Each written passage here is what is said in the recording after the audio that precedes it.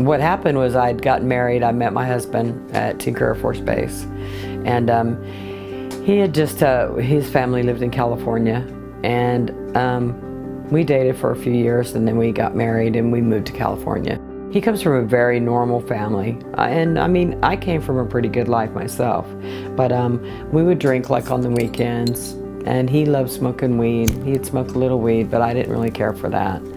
So I drink a little whiskey, and we'd do that on the weekends. And what it started was we had started drinking more, and then a friend of ours introduced us to cocaine.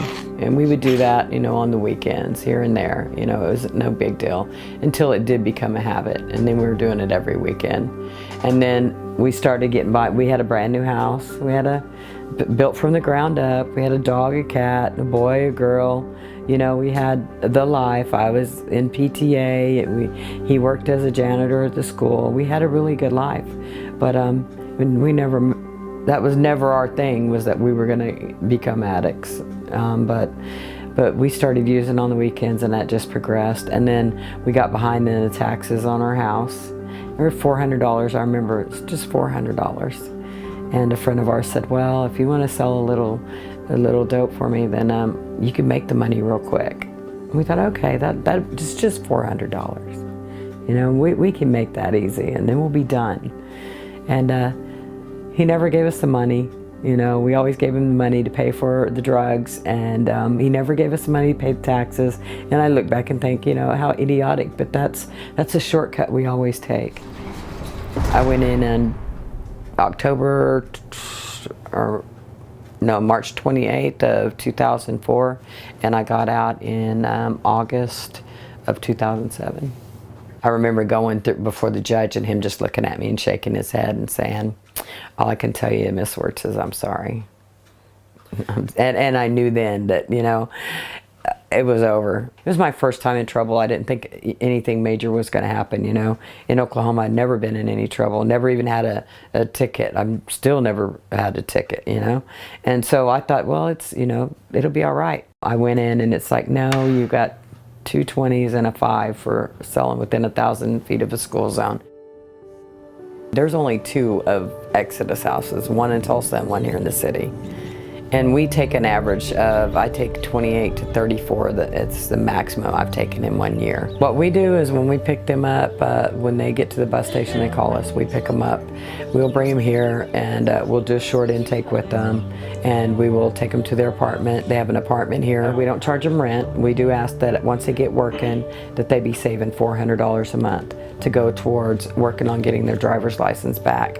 To work, that's one of their first goals once they get a job, is they will get their driver's license, work on it, and that's a daunting task. On every Monday they meet with me. We have a one-on-one where we go over their goals and objectives.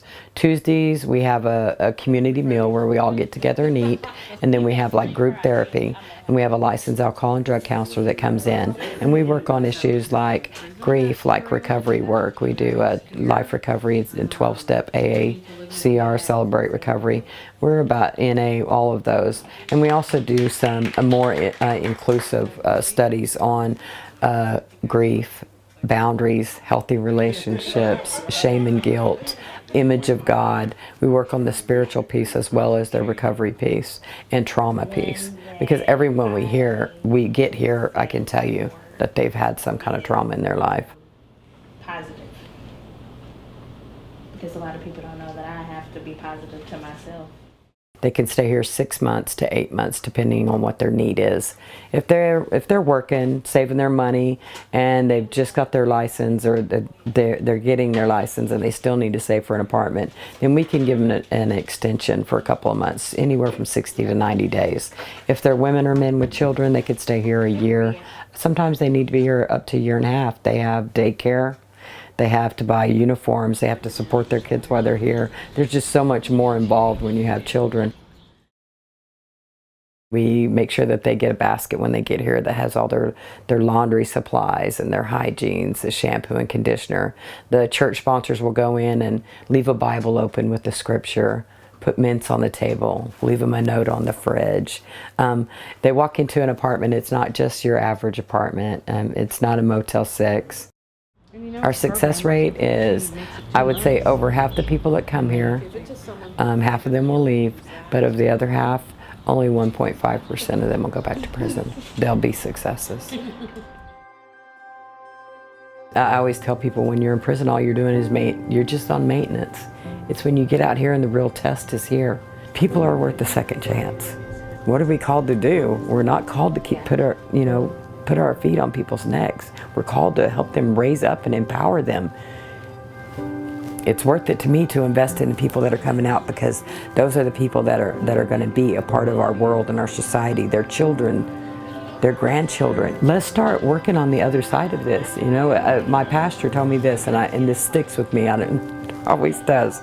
It's like when they sent Moses down the river, and you keep sending these babies down the river, but everybody's at the bottom of the river catching these babies. But isn't it time somebody goes up the river and finds out where they're all coming from and stops it there? That's what we need to do.